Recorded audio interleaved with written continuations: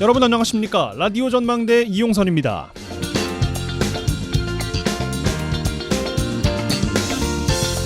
의대 증원의 가장 큰 당위성, 지역의 필수 의료 인력을 양성한다는 겁니다. 증원과 함께 지역 의사제 심도 있게 논의해야 하는 이유인데, 졸업 이후에 10년 동안 지역에서 의무적으로 근무해야 하는 규정을 두고 지역의 의료 여건을 개선한다는 게 골자입니다.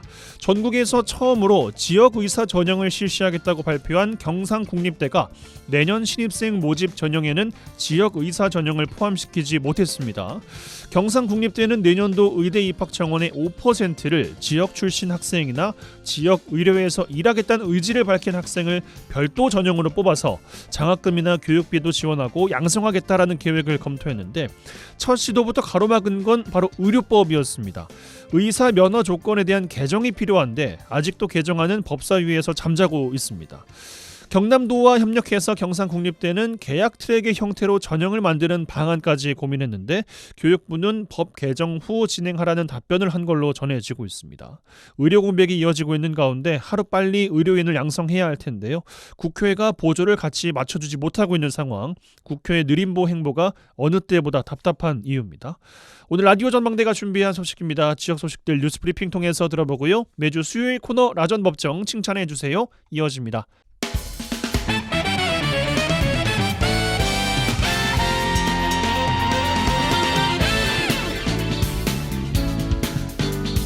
네, 5월 22일 수요일입니다. 라디오 전망대 시작합니다. 먼저 우리 지역 뉴스 정리해보죠. 뉴스 브리핑 GBS 뉴스의 차범준 편집장과 함께합니다.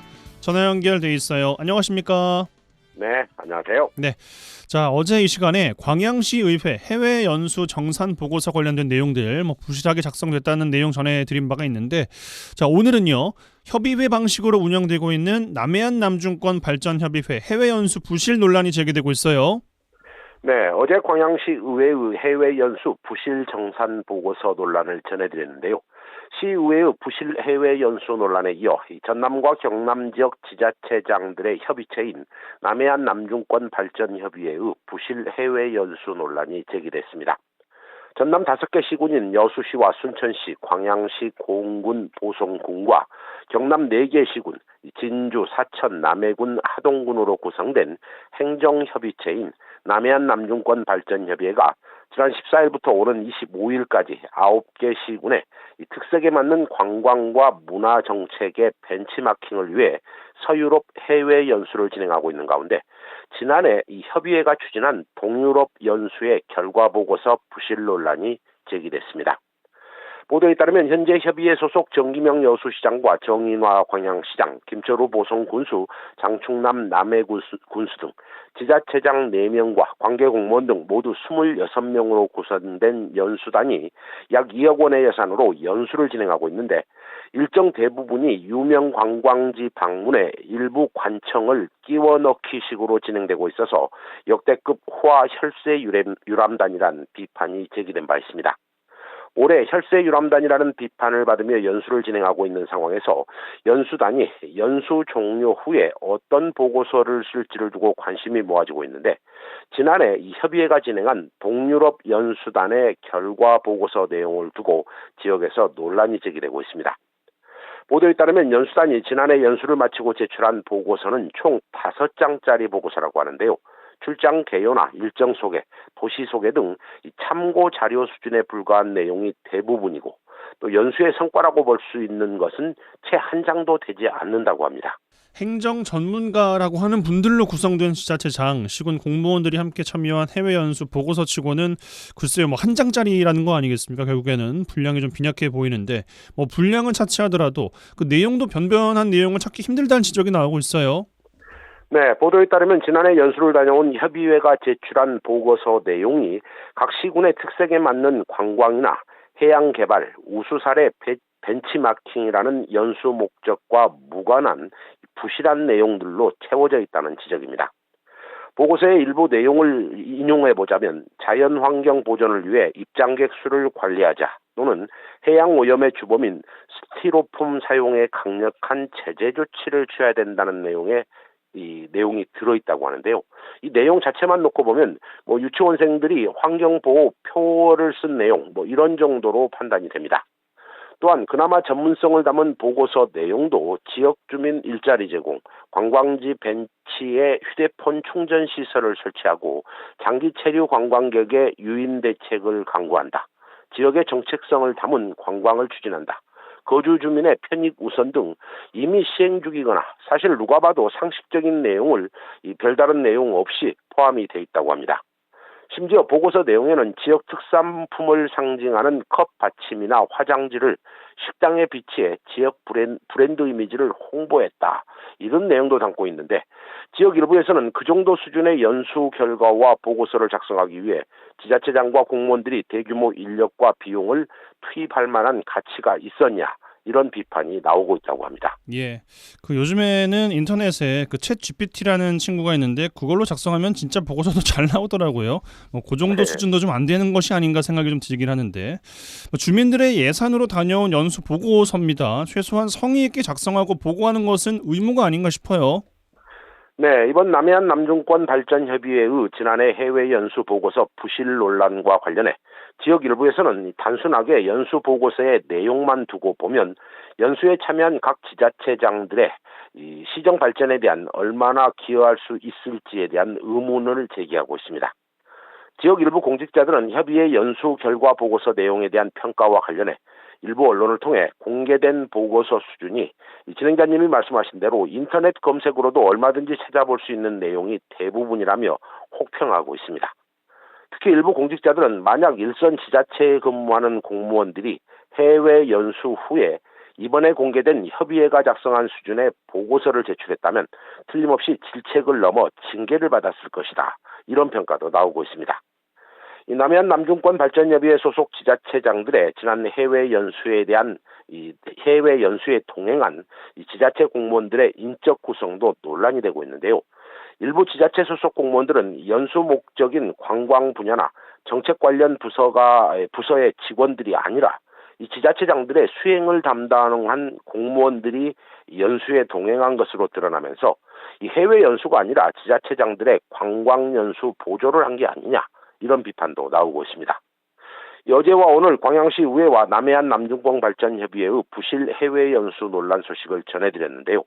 본의 아니게 청취자 여러분들의 스트레스를 높여드린 것 같아 내일은 부실 해외 연수 논란 대신 여수시 의회의 지난해 모범 해외 연수 사례를 다뤄보도록 하겠습니다. 예, 기대하고 있겠습니다. 자, 다음 순천으로 가보겠습니다. 순천시 의회 현직 여성 의원이 의회 본회의 자유 발언을 통해서 시 집행부 간부 공무원으로부터 늦은 밤에 폭언 전화를 받았다는 주장을 제기하면서 지역사회 논란이 되고 있어요. 네, 순천시 의회 소속 여성 시의원이 최근 시의회 임시회 자유 발언을 통해 시 간부 공무원이 밤 시간에 전화를 해 폭언을 했다며 해당 공무원의 부적절한 행동에 대한 본인과 또 순천시 집행부의 공식적인 사과를 요구하면서 지역에 논란이 되고 있습니다. 순천시 의회의 여성 의원인 최현아 시의원은 순천시 간부 공무원이 자신이 해당 공무원을 모욕했다는 이유로 밤에 전화를 해 폭언을 했다며 자신은 해당 과장이 주장하는 모욕을 했다는 시점에 회의에 출석하지도 않았고 사적으로 또는 업무적으로 잘 알지 못하는 간부 공무원이 허위 사실을 토대로 자신에게 폭언을 했다고 주장했습니다. 최연아 시의원은 순천시장을 비롯한 순천시 집행부가 간부 공무원이 여성 의원에게 밤늦은 시간 전화로 폭언을 한 것에 대해 어떻게 생각하는지 묻고 싶고 해당 공무원에 대한 조치와 당사자의 사과를 요구했습니다. 예, 뭐 상대에 대한 오해 여부와 상관없이 일단은 좀 적절하지 못한 처신이 아니었나 생각이 드는데 폭언 논란을 불러일으킨 시 집행부 간부 공무원 당사자 입장 나왔습니까? 네, 논란의 당사자인 해당 간부 공무원은 최연아 시의원이 지난해 의회 예결위 활동 중에 동료 의원에게 자신을 갑질 공무원으로 지목하는 발언을 한 것을 목격했고 최근에 술에 취해 전화로 해 폭언을 한 부분에 대해서 사과를 하려 했지만 해당 의원을 만나지 못해 사과가 이뤄지지 않았고 이 공개적인 사과는 할 수 없다는 입장을 보인 것으로 알려지고 있습니다. 시 현직 간부 공무원의 시의회의 폭언 논란이 본회의장에서 거론되자 순천시 집행부는 의회에서 징계 요청서나 감사 의뢰가 들어오는 대로 관련 절차를 진행하겠다는 입장입니다. 이 최연아 의원 해당 간부 공무원이 공개 사과를 하지 않아 경찰에 협박 혐의로 고소하겠다는 강경한 입장을 보이고 있고, 또 해당 간부 공무원은 최연아 의원이 갑질 직원으로 지목한 부분에 대해 사과를 받겠다는 입장이어서 이 논란은 자칫 경찰 수사로 이어질 가능성도 예상되고 있습니다. 예, 지켜봐야 되겠습니다. 뉴스브리핑 GBS 뉴스의 차범준 편집국장과 함께했어요. 고맙습니다. 네, 고맙습니다.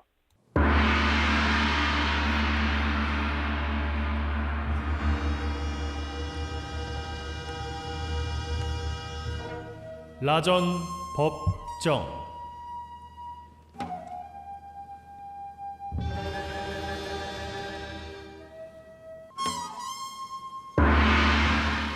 내 생각만 옳은 것은 아니다, 이런 주장도 있다. 이슈를 바라보는 눈을 키워드립니다. 라디오 전망대 라전 법정 시간입니다. 매주 수요일 시간 오늘도 두 분과 함께합니다. 부부 변호사 송하진, 이결아 변호사 두 분 어서 오십시오. 예, 안녕하세요. 안녕하세요. 반갑습니다.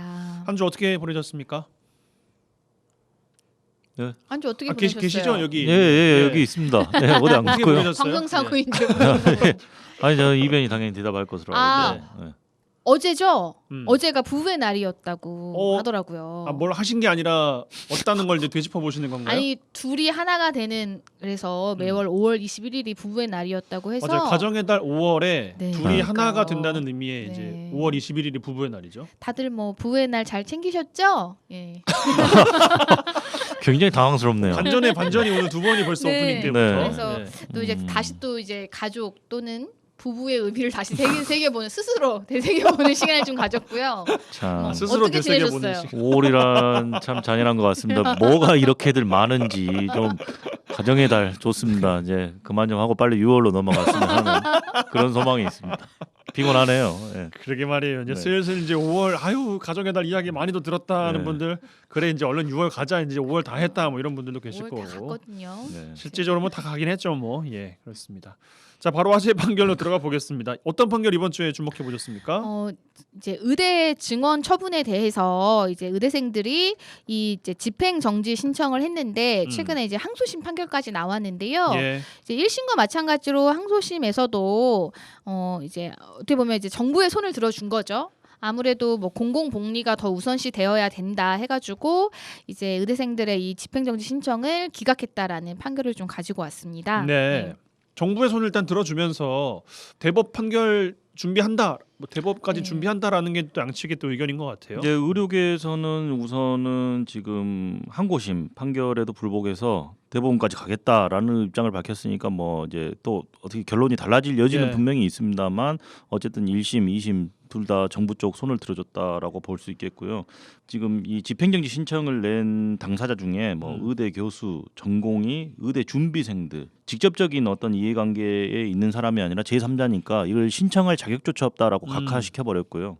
그리고 의대생들에 대해서는 그래 너희들은 이런 걸 주장해 볼 수 있는 자격 자체는 돼. 하지만 지금 이거를 집행정지, 그러니까 의대 정원을 늘리는 걸 집행을 정지시키면 공공복리가 훼손될 수 있기 때문에 받아들이지 않겠다라는 거고, 결국에는 그 과정에서 의료계도 정부도 뭐 다양한 자료라든지 이런 것들을 내고 법원이 이제 판결을 이제 판단을 한 거죠. 근데 어찌됐든 뭐 대법원 판결이 아직 남아 있긴 하지만 현재 상태까지로 보면은 어쨌든 정부 쪽 의견에 좀 힘이 실리는 형태로 지금 결정이 나왔기 때문에 앞으로도 좀 더 그 정부의 정책이 실현되는 데 있어서 좀 탄력적으로 좀 더 운영이 되지 않을까, 그렇게 좀 전망이 되는 상황입니다. 예.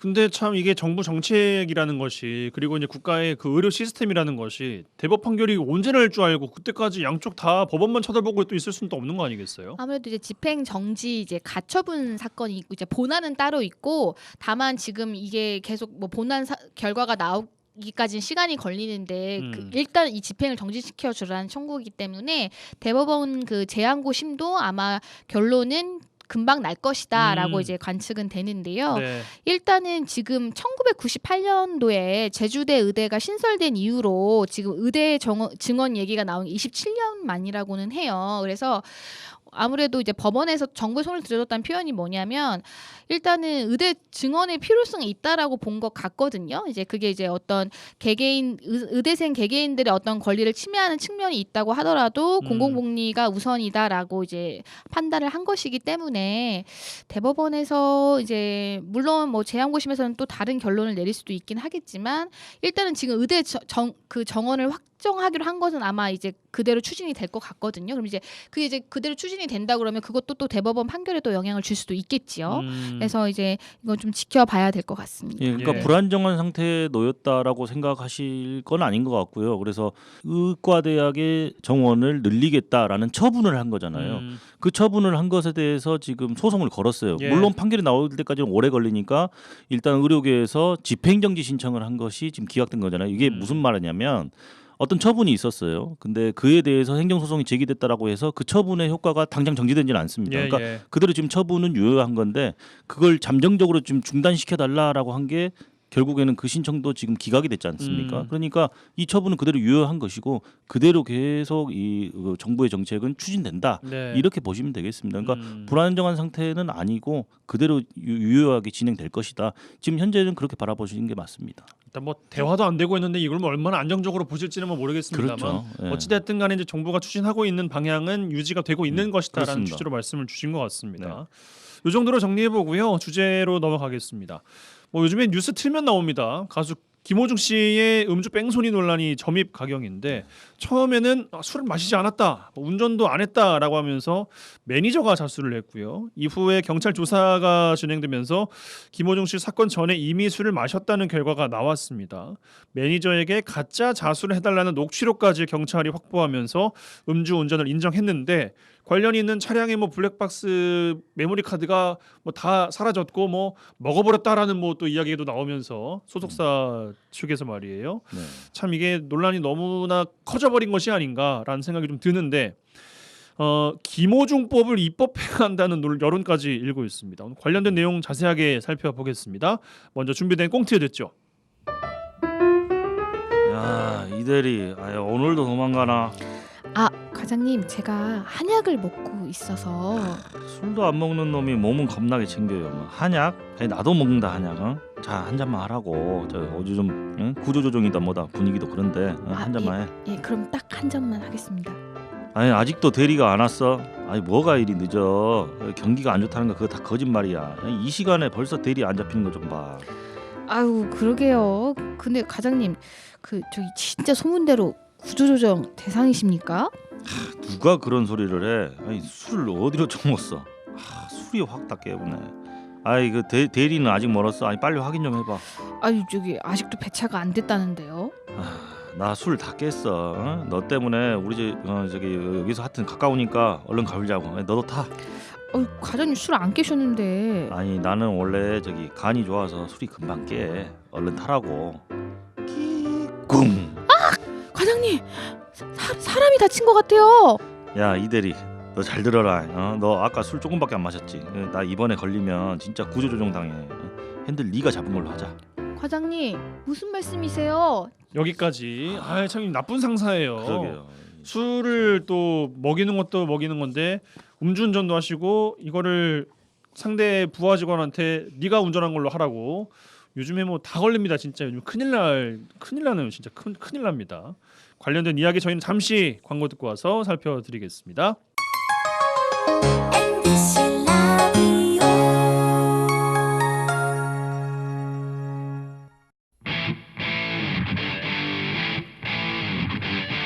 젊고 당찬 시사 생활밀착 뉴스 이용선의 라디오 전망대. 여수 MBC 라디오 전망대 함께하고 계십니다. 매주 수요일 코너 라전법정 부부 변호사 송하진 이결아 변호사 두 분과 함께하고 있습니다. 자, 음주 뺑소니 사고 오늘 이야기 좀 나눠볼 텐데 가수 김호중 씨의 음주 뺑소니 사고가 논란입니다. 음주 인정을 했고 매니저가 운전했다고 거짓말을 했어요. 뭐 살펴볼 내용이 이게 한두 가지가 아닌 것 같아서 뭐 어떤 전문가는 뭐 징역인데 이게 뭐 15년이다라는 이야기까지 나오고 있는 실정인 것 같은데 어떻게 정리를 좀 해주시겠습니까? 우선 지금 나라가 시끌시끌하죠. 김호중 씨 때문에. 근데 방금 말씀하신 것처럼 문제가 되는 포인트가 너무 많아요. 네. 그래서 그렇다 보니까 사회적으로 지탄받을 만한 것도 충분하게 좀 인정이 된다고 볼 수 있고 또 한편으로 이런 생각도 했어요. 이게 만약에 형법을 공부하는 사람들이면 종합 선물 세트처럼 이게 너무 튀어나오는 혐의들이 너무 많다 보니까 좋은 사례인가요, 그러면? 사례형 문제로 내기 딱 좋다. 이 사례형 시험으로 좀 출제하기에 슬프네요, 슬퍼. 너무 좋은. 그러니까 이게 좀 슬픈 이야기인데 지금 언급되고 있는 혐의들이 많죠. 일단은 술 먹고 운전을 했으니까 음주운전 혐의가 있을 수 있고 어쨌든 택시를 들이받고 그대로 가버린 거잖아요. 뺑소니. 그래서 사고 미조치냐 아니면은 특가법상 도주 차량죄냐 이런 부분도 문제가 될 수 있겠고 그런 어떤 범죄 행위가 모두 녹화되어 있는 블랙박스 영상이 담긴 SD 카드가 지금 사라졌단 말이에요. 네. 그것 역시 뭐 증거인멸죄가 되냐 안 되냐 이런 부분도 문제가 될 수 있고 또 한 가지 실제로 운전한 사람은 김호중 씨인데 매니저가 대신 가서 자수를 했단 말이에요.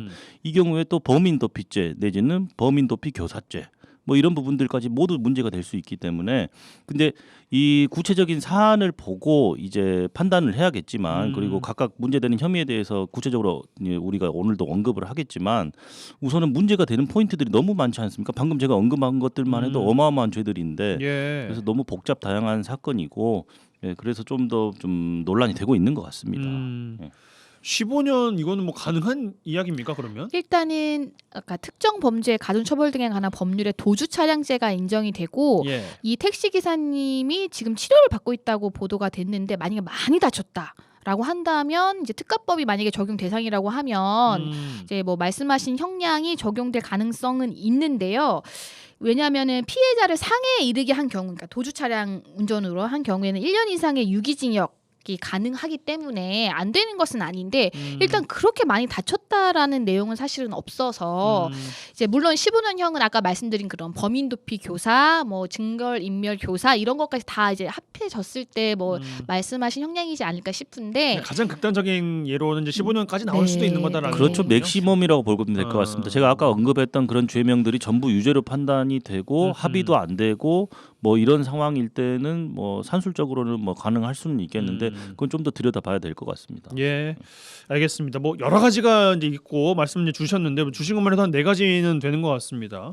하나씩 좀 살펴보면 우선 그 뭐 뺑소니라고 하잖아요. 뺑소니라고 하는 것은 어떻게 규정이 되어 있습니까? 일단은 이제 도로교통법에는 사고를 일으킨 이제 운전자는 조치를 취하도록 돼 있어요. 예. 당연히 이제 다친 사람이 있으면은 그 사람에 대한 구호 조치를 해야 될 거고, 뭐 사람이 다치지는 않았지만 만약에 차량이 좀 이렇게 부서져서 뭐 도로에 이렇게 뿌려져 있을 경우에 그런 것도 조치를 취해야 되는 거거든요. 이게 바로 이제 사고 미조치죄라는 게 있어요. 그러니까 이 죄가 있고 그다음에 이제 특가법으로 가는 경우는 뭐냐면 이게 사람이 이제 다치기는 했는데 좀 심하게 다쳤는데 그걸 알면서도 그 사고 사실을 인지하면서도 도망을 갔을 경우에는 좀 가중해서 처벌하겠다는 법이 특가법이거든요. 그래서 지금 여기서 말하는 이제 도주 차량 운전자의 가중처벌법은 그 특가법에 있는데 사고를 일으킨 사람이 이제 도망을 간 거죠. 현장을 이탈한 거예요. 그거를 이제 우리가 말하는 뺑소니라고 이해하시면 됩니다. 그러니까 사람을 다치게 해놓고 구호 조치를 하지 않고 도망갔다라는 네. 건데 이제 여기서 여러 가지 쟁점이 튀어나올 수는 있습니다만은 상해, 형법에서 말하는 상해에 이르는 정도로 피해자가 다쳤는지 안 다쳤는지 뭐 이런 부분들이 쟁점이 될 수 있고 네. 사람이 다쳤다라는 것을 그 김호중 씨가 인식할 수 있는 상태였냐 아니면은 뭐 그 마치 그 스쳐 지나가서 도저히 인식할 수 없는 상태였냐 이런 부분들도 쟁점이 될 수는 있습니다. 예.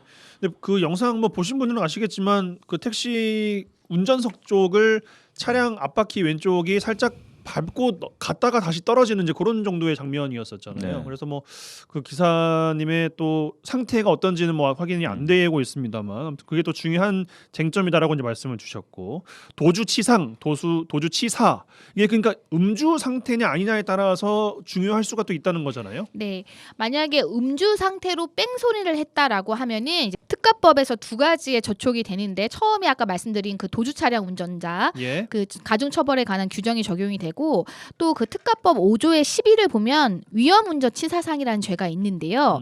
이건 뭐냐면 음주 또는 약물의 영향으로 이제 정상적인 운전이 곤란한 상태에서 운전을 해서 사람을 상해나 또는 사망에 이르게 한 경우에 가중 처벌하겠다는 규정이에요.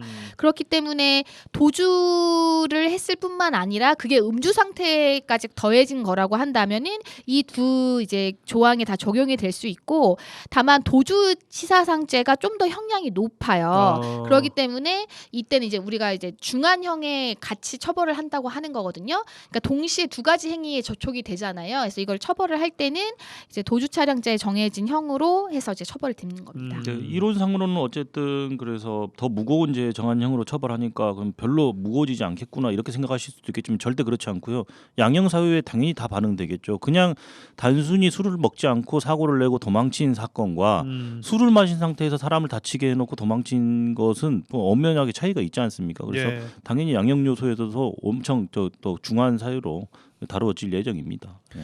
그 매니저가 운전했다고 이야기 좀 해라고 네. 이제 했던 거. 그러니까 그 거짓 자수를 이제 했습니다. 이거는 어떻게 들여다봐야 되겠습니까? 범인 도피죄가 이 부분은 좀 문제가 될 수 있는데 기본적으로 벌금 이상의 형에 해당하는 죄를 범한 사람을 은닉하거나 도망하게 한 자, 은닉하거나 도피하게 한 자에 대해서 성립하는 데가 범인 도피죄입니다. 그러니까 근데 여기서 지금 매니저가 거짓 자수를 했잖아요. 그러니까 실제로 운전한 사람은 김호중 씨인데 매니저인 내가 운전을 했다라고 지금 진술을 했어요. 이 부분은 지금 범인을 숨긴 거잖아요. 실제 범인이 따로 있는데도 불구하고 내가 범인이다라고 숨겼으니까. 근데 그래서 이 부분을 숨겨준 매니저, 그러니까 허위 진술을 한 매니저와 관련해서는 당연히 범인 도피죄가 성립할 수 있겠고, 만약 근데 이 범인 도피죄는 동거 가족이나 친족인 경우에는 이 처벌을 받지가 않습니다. 이제 매니저가 친족 관계에 있는지 없는지까지는 제가 뭐 모르겠습니다만 그런 현역 관계가 없다라면 당연히 매니저한테는 범인 도피죄가 성립할 수가 있고, 플러스 알파로 그 매니저가 가만히 있는데 우리 꽁트 사례 나왔던 것처럼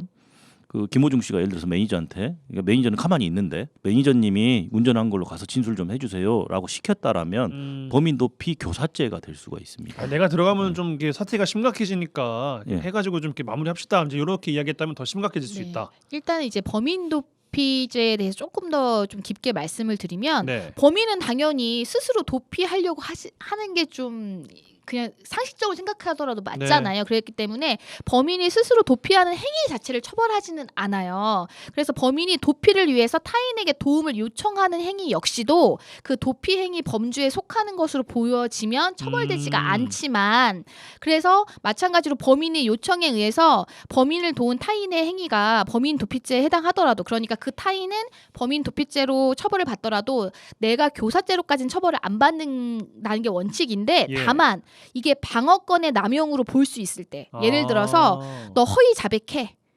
나를 위해서 너가 했다고 하거나 아니면은 내가 아니라고 다른 사람이 했다고 하거나 너 그렇게 허위 자백을 하라고 하는 이런 정도에 이를 때는 이제 교사죄로까지도 처벌을 할 수 있다는 거죠. 그러니까 예. 꽁트 사례 나온 거에 정확하게 그런 사례인 것 같아요. 예, 지금 부하 직원에게 네가 운전했다고 해라. 너 한 잔밖에 안 먹었잖아. 맞습니다. 그러니까 뭐 부하 직원은 그렇게 하기도 싫은데 그렇게 예. 하라고 적극적으로 지금 의도하고 있잖아요. 시키고 있잖아요. 그리고 실제로 부하 직원이 그 말에 따라서 허위 자백까지 했다라고 한다면 범인 도핑 교사죄가 성립할 수 있는 거죠. 그러니까 조금 어려운 개념일 수 있는데 스스로 도망치고 스스로 자기의 잘못을 감추려고 하는 것 자체는 문제가 아닌데 다른 사람을 시켜서 지금 그렇게 하게 만든 것은 범인 도피 교사죄로 처벌받을 수 있겠다 이런 이야기입니다. 그러니까 김호중 씨 사건에서는 지금 보면은 소속사 대표가 자기가 그냥 매니저한테 자수하게 시킨 것이지 뭐 김호중 씨가 시킨 건 아니다 이런 취지로 좀 얘기를 하고 있는 것 같은데, 만약에 그게 맞다면은 소속사 대표에 대해서는 교사죄가 당연히 성립을 할 것이고 김호중 씨 본인에 대해서도 교사죄가 성립할 것이냐. 방금 오프닝에서 말씀하셨듯이 뭐 녹취록 같은 게 확보되는데 그 녹취록의 당사자가 김호중 씨가 적극적으로 나 이렇게 들어가게 되면 경제적으로 너무 이렇게 손실이 많지 않냐 우리 모두에게, 그런 식으로 해가지고 적극적으로 그냥 자기가 숨는 수준이 아니라 너가 했다고 해라 뭐 이렇게까지 했다고 하면 별도로 이제는 또 본인에 대해서도 범인도피 교사죄가 성립할 수 있는 거고, 범인도피죄를 범한 사람과 교사죄를 한 사람은 같은 형량으로 처벌을 합니다. 그래요. 네. 알겠습니다. 또 사고 전후에 차량 블랙박스 메모리 카드를 없앴다라고 이제 알려져 있는데 찾지 못하고 있다는 겁니다. 네. 이건 어떻게 봐야 되겠습니까? 우선은 블랙박스 메모리 카드는 범행 현장이라든지 범행 장면이 모두 녹화되어 있는 중요한 증거잖아요. 예. 근데 이거를 없애는 것 자체가 증거인멸 행위에는 해당할 수 있겠죠. 그래서 증거인멸죄 같은 경우에는 5년 이하의 징역 또는 700만 원 이하의 벌금이라고 이제 또 처벌이 규정이 돼 있는데 우선은 만약에 나의 잘못을 덮기 위해서 내가 내 증거를 인멸했다 이걸 두고 처벌할 수는 없습니다. 왜냐하면 우리 형법 이론에서는 그게 기대 가능성이 없다라고 보는 거거든요. 그러니까 어쨌든 사람이라면 본능적으로 자기 죄를 좀 감추려고 하는 그런 의사가 있을 수밖에 없기 때문에 그래서 만약에 여기서 좀 뭐 김호중 씨 변호인단이 머리를 쓴다라면 이거 블랙박스를 없애버린 행위를 한 사람은 김호중이다라고 하면 그냥 넘어가겠지만 만약에 이 블랙박스 메모리를 없애버린 주체가 김호중 씨 본인이 아니라 어떤 매니저라든지 뭐 소속사 대표라든지 다른 제3자라면 그 사람들은 당연히 증거인멸죄로 처벌을 받겠죠. 그러니까 본인이라고 해도 그것도 뭐 일이 좀 그건 이제 수월할 수는 교사죄 없는 성립이 거잖아요. 되는 건데 아까 범인도피 교사랑 또 비슷한 논리 구조인데요. 그러네요. 증거인멸도 어떠면 피고인이 자기가 어떤 범죄 행위를 저지른 사람은 이제 도피도 하고 뭐 증거도 인멸하는 이런 행위는 아까 말씀드린 대로 그 어떤 그 범주로 보는데 그래서 원칙적으로는 자신의 형사 사건에 관하여 증거를 인멸한 행위는 방어권을 인정하는 취지 또 그리고 그런 걸로 해서 이제 처벌의 대상이 되지 않는 게 원칙인데 예. 아까 말했던 거로 방어권의 남용으로 볼 수 있는 정도에 이르렀다면은 별도로 또 증거인멸 교사가 성립할 수 있고 현재 수사로 봤을 때는 지금 크게 입건된 사람이 김호중 씨 본인이고 속사 대표와 또 매니저 2명이에요. 그래서 매니저 한 명은 거짓 자수를 한 사람, 그리고 매니저 한 명은 이걸 인멸한 사람이에요. 그래서 별도로 이제 김호중 씨 본인에 대해서 또 교사가 성립할 수 있느냐 이걸 또 좀 검토 중인 것 같습니다. 예. 그리고 아까 범인도피와 마찬가지로 증거 인멸을 한 그 사람이 나랑 친족 관계가 있다 그러면 아무래도 친족은 증거를 덮어주고 싶어 한 게 그런 걸로 반영을 해서 또 처벌하지 않거든요. 그러니까 이제 그거에 대해서는 별도의 어떤 아직 그 내용은 나오진 않았지만 이제 예. 그런 규정도 있습니다. 알겠습니다. 오래된 이야기이긴 합니다만 그 방송인 이창명 씨가 교통사고 내고 한 9시간 만에 음주운전 혐의로 재판에 넘겨졌다가 무죄를 선고받은 일이 있었어요.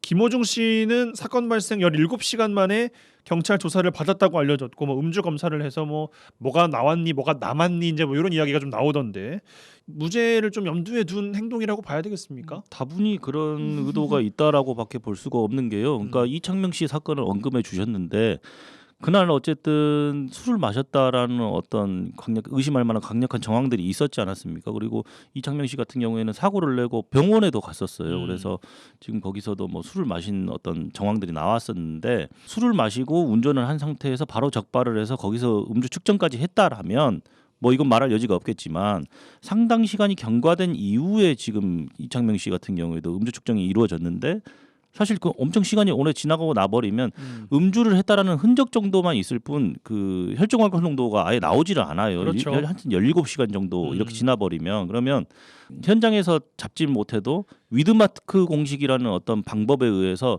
역추산을 해가지고 이 사람이 이 사고를 낸 시점 내지는 이 음주운전을 했다라고 의심받는 그 시점에 혈중 알코올 농도가 어느 정도 됐겠다라고 추단할 수 있는 방법은 있는데 기본 수치가 나와야지 뭐 추단을 하든지 말든지 할 거 아니에요. 그러니까요. 그러니까 김호중 씨도 제가 봤을 때는 17시간 만에 출석을 해서 조사를 받고 측정을 했다. 이것은 기본적인 수치가 아예 안 나왔을 거예요. 그러니까 그 뭐 그러니까 뭐 혈액 감정이라든지 이런 걸 하더라도 술을 마시는 어떤 뭐 알코올 대사 흔적만 남아 있을 뿐 알코올 농도 자체는 검출이 되지 않았을 거란 말입니다. 그러면 결국에는 기본 수치가 나오지 않는 이상 그 음주를 했을 당시에 어떤 농도 자체를 추산할 수도 없게끔 되겠죠. 그러면 결국에는 음주운전죄가 성립을 하려면 그 사고가 일어난 그 당시에 김호중 씨가 혈중 알코올 농도 0.03% 이상의 술에 취한 상태에 있었다는 점이 엄격하게 증명이 돼야 되는데 엄격하게 증명을 하지 못하게 되겠죠. 그러면 무죄가 나올 수밖에 없게 됩니다.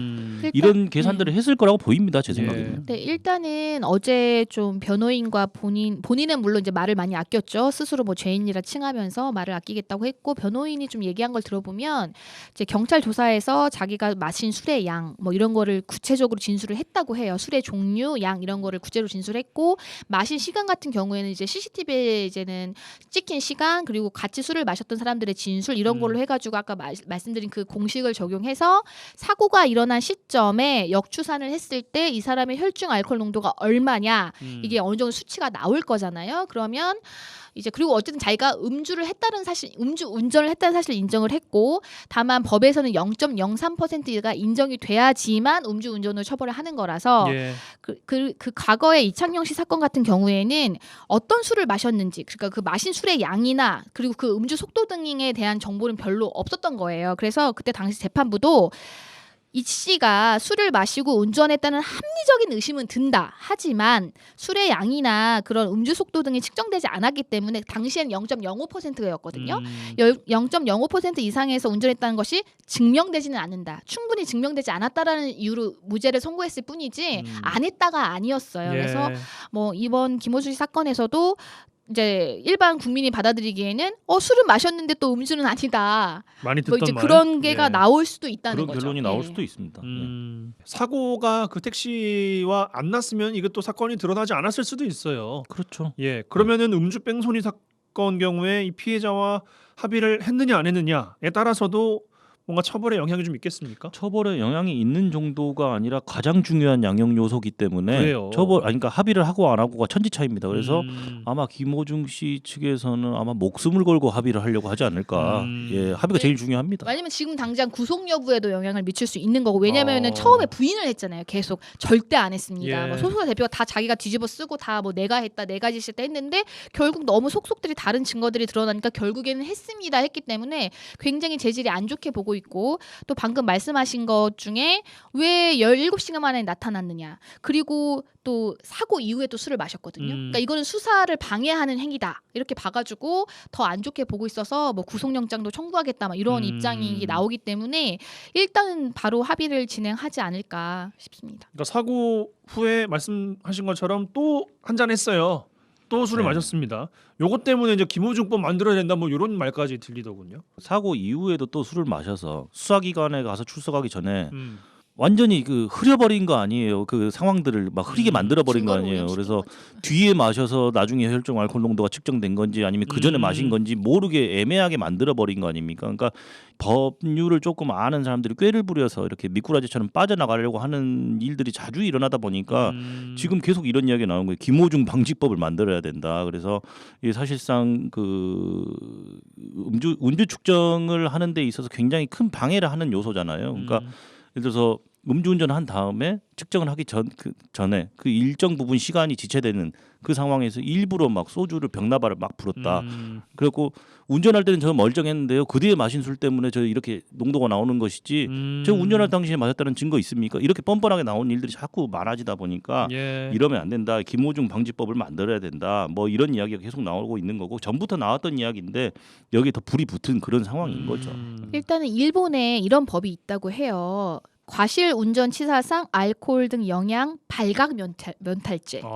이게 이제 뭐 이게 아마 일본어를 번역하다 보니까 이렇게 좀 와닿지 않는 용어가 된 것 같은데 쉽게 말해서 이거예요. 우리가 음주 측정을 거부하는 것도 이제 처벌을 하잖아요. 그럼 음주 측정을 거부했어. 이 사람은 음주 운전을 했다고 믿을 만한 정황이 있음에도 불구하고 측정이 불응한 거예요. 그걸 처벌하는데 그럼 수치가 안 나오잖아요. 그럼 최고 수치를 적용하거든요. 그러니까 이것도 음주 운전을 한 후에 다시 의도적으로 추가 음주를 했다. 이 경우에도 음주 측정 불응에 준하는 형벌을 또 적용을 해야겠다라는 게 그 김호중 방지법이에요. 그러니까 추가가 또 되는 거예요. 그래서 만약에 정말 이게 입법까지 이루어진다고 하더라도 소급 적용은 안 되기 때문에 이번 사건에는 당연히 적용은 안 되겠죠. 하지만 이런 식으로 계속 사법을 방해하는 행위를 하면 더 적극적으로 가중처벌을 하겠다. 그리고 수사 단계부터 구속영장을 청구하겠다라는 어떤 그런 거를 이제 대검찰청에서 의지를 보이는 거고 그래서 이게 뭐 캐나다에도 뭐 이제 음주운전을 한 다음에 다시 뭐 2시간 이내에 뭐 혈중 알코올 이런 거를 또 추가를 해야 된다. 이런 게 지금 실제로 다른 외국의 입법례가 있으니까 우리나라도 이런 거를 적극적으로 고려를 해서 이런 추가적인 어떤 사법 방해 행위를 막아야 된다. 이제 이런 게 지금 또 많이 지금 나오고 있는 거죠. 네, 이 정도로 정리해 보겠습니다. 라전법정 부부 변호사 송하진 이결아 변호사 두 분과 함께했어요. 두 분 고맙습니다. 네, 감사합니다. 잘했군 잘했어 잘했군 잘했군 잘했어 그러게 내 영감이라지 잘했군 잘했어 잘했군 잘했군 잘했어 그러게 내 마누라지 네, 지역의 온기를 불어넣습니다. 라디오 전망대 칭찬 릴레이 캠페인 칭찬해주세요 시간입니다. 이미지 리포터 나와 계세요. 어서 오십시오. 네, 안녕하십니까. 누군가에게 작지만 도움을 주는 것도 봉사가 될 수 있습니다. 나이에 상관없이 자신의 도움이 필요하다면 나눔과 재능을 기꺼이 기부하는 노인 자원봉사단 소개해 주신다고요? 네.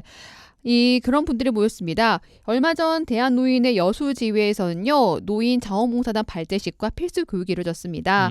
이 다양한 클럽에 소속된 노인 자원봉사단 100여 명이 참여했는데요. 자신들이 가진 재능을 누군가에게 나누며 노년의 기쁨을 느끼고 있는 노인 자원봉사단 파크골프클럽 배정채 박철훈 자원봉사자 만나봤습니다. 대한노인의 파크골프 봉사단장으로 지금 현재 활동하고 있습니다. 배정채입니다. 이 봉사를 하게 된 계기가 있으세요? 그 전에는 이제 교직에 있었으니까 퇴직하기 전까지는 이제 앞만 보고 달리라고 자기 옆을 못 보다가 이제 조금 시간적 여유가 있으니까 주변도 보고 가려고 그러는 거죠. 작년에도 파크골프 봉사활동 한 거죠. 말 그대로 파크라는 것이 공원 아닙니까? 공원에서 이제 이렇게 골프하고 유사한 거입니다. 아주. 이게 골프를 좀 축소를 시켜놨다고 보면 되죠. 골프장 한 50분 1 정도? 보통 이제 용어나 이런 것이 대부분 보면은 골프하고 거의 같습니다. 많이 걸어 다니지 않습니까? 예, 그러니까 이제 건강에도 좋고, 이제 아무래도 파크골프를 처음 입문한 사람들, 그런 사람들한테 주로 이렇게 많이 온 사람들은 잘 모르잖아요. 예, 그래서 그런 분들한테 이제 가끔 이렇게 또 구장에서도 직접 물어보면 친절하게 해주기도 하고 조금 가르쳐 주기도 하고 그런 거죠. 지금 현재 우리가 이제 노인봉사에서는 올 1회에 이렇게 봉사활동을 하게 됩니다. 그럼 한 2시간 정도 이렇게 한다고 하거든요. 배우는 사람 입장을 많이 생각해서 설명을 하죠. 쉽게 좀 하려고 노력을 하고 가능한. 주로 한 60대에서 70대, 많게는 한 80대 되신 분들도 있어요. 아무래도 운동을 많이 하다 보니까 건강이 좋아지니까 사람들이 그 운동을 더 열심히 하신 것 같아요. 가르치는 입장에서 이걸 그분들이 배우고 즐거워하는 모습에 선생님도 보람을 느끼실 것 같은데 어떠세요? 그러죠. 자기가 하고 싶어서니까 다 열심히 하죠. 자기 생활을 열심히 한 것이 아름다운 거 아닙니까? 여러 사람들하고 같이 이렇게 어울리다 보니까 그런 것이 좋은 거죠. 가르쳐주고 또 나중에는 게임도 같이 하고 그 다음에 끝나고 나서는 자연보호 활동 또 주변 정리도 해줘야 되고. 보통 다들 노후에는 좀 쉬고 싶다라는 생각 많이 하시는데 봉사를 하겠다라고 생각한 이유가 있으세요? 원래 이제 저게 운동을 좋아하다 보니까 밖으로 많이 나댕기잖아요. 그러다 보니까 이제 이렇게 밖에서 활동하는 것을 찾다 보니까 거기까지 가게 된 거죠. 어찌됐든 남한테 도움을 준다고 하는 것은 좋은 일이라고 생각하니까요. 이왕이면은 또 같은 연배들끼리 이렇게 같이 봉사활동하면서 도움을 줄 수 있으면은 같이 이렇게 주고 살아간 것이 좋은 거 아니에요. 언젠가는 나도 또 받을 수도 있으니까. 저는 박철훈입니다. 대학에서 사회복지 그 학부에 있다가 정년을 하고 그 사회복지를 했기 때문에 이것도 배워서 남줘야 되고 침술 그것도 배워서 봉사도 했고 하모니카 배워서 음악 봉사도 하고 그다음에 한국 전문 상담학회 사단법인인데 제가 전남 지부장을 맡고 있어요. 학교폭력 우범 지역의 야간 활동 그런 것도 많이 했고 노는 시간 없이 항상 공동체이니까 남을 위해서 또 남하고 같이 공동체 그 이원들하고 같이 활동을 계속 해왔었죠. 사람들이 굉장히 긍정적으로 변화가 되어가요. 공동체에 같이 하다 보니까 자기 주장만 내세울 수도 없는 거고 그리고 나이 들어가면서 노화나 노쇠는 막을 수는 없지만은 늦출 수가 있잖아요. 이 운동을 통해서. 이제 우리나라가 요즘에 웰빙이라는 얘기가 많이 있는데 요즘에는 그거 웰빙을 넘어서 웰빙 플러스 피트니스 해가지고 웰리스라는 용어를 사용하거든요. 거기에 운동이 포함돼야 된다는 거죠. 그래서 몸도 마음도 건강하고 운동을 통해서 그 노화나 노쇠도 늦출 수가 있기 때문에 그런 차원에서 이제 열심히 이제 내가 알고 있는 것 더 알려주기도 하고 그러면 그 사람들이 실력이 늘어나요. 보여요. 그러니까 거기에서 이제 그 자긍심을 느끼죠. 보람이 있기 때문에 자원봉사를 하는 거죠. 재능기부도 하는 거. 그게 물질을 생각하면 못하죠. 그걸 무시하고 내가 재능 기부를 함으로 인해서 누군가가 기뻐하고 좋아하고 즐거워하고 행복해 한다면 얼마든지 할 수가 있는 거죠. 그게 공동체죠. 더불어 사는 거고. 우리 사회가 성장은 많이 돼 있잖아요. 성숙하지를 못해요. 앞으로는 내 개인적으로는 성숙 사회로 가야 된다고 봐요. 누군가의 재능을 필요로 한 사람들이 사회는 굉장히 많거든요. 내가 몰랐을 뿐이지. 근데 내가 갖고 있는 많은 여러 가지 재능들이 있다라고 하면은 기꺼이 해줘야 된다고 생각해요. 마음의 온도가 따뜻해야 주변이 다 따뜻해지잖아요. 같이 하는 거예요. 자기가 가지고 있는 것을 남한테 도움을 줄 수 있다면은 기부하는 것이 좋죠. 재능 기부를. 이제 가르치는 직업이 계속 돼서 그런가 몰라도 그 남들한테 이렇게 가르치는 것은 또 좋은 거죠. 알고 싶은 사람들한테 가르쳐주고 그런 거죠. 자기가 건강하고 남한테 줄 수 있을 때 줘야지 항상 받을 수만 없잖아요. 몸이 허락하는 한 사회를 위해서 건강한 사회를 위해서 기부를 해야 된다라고 생각을 합니다. 선한 영향력은 꾸준히 행사를 해야 된다고 생각해요. 모든 생물에 물이 필요하듯이 그런 물 역할을 할 수 있는 게 중요하다고 생각해요. 우리 사회는 굉장히 이기적인 사회인데 많이 메말라 있어요. 자꾸 물 공급, 수분 공급을 해줘야 돼요.